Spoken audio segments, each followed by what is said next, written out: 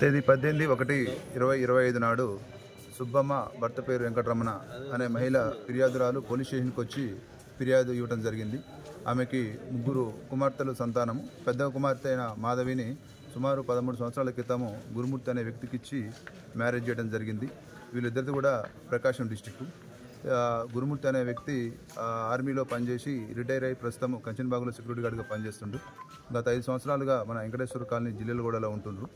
ఉన్న తర్వాత ఫిర్యాదు ఇచ్చిన సుబ్బమ్మ దాంట్లో ఇచ్చిన కంప్లైంట్ ఏందనగా 16వ తారీఖు ఈ నెల జనవరి 16వ తారీఖు తన కుమార్తె మాధవికి అల్లుడికి గురుమూర్తికి ఇద్దరికి చిన్నపాటి గొడవ జరిగిందని, ఆ గొడవ జరిగితే మధ్యాహ్నం 12 o'clock ఆ సమయంలో ఈ మాధవి ఇంటి నుంచి వెళ్ళిపోయిందని చెప్పి ఫిర్యాదు ఇవ్వగా ఆమె ఫిర్యాదు మేరకు కేసు నమోదు చేయడం జరిగింది. అటు కేసు నెంబరు 81/2025.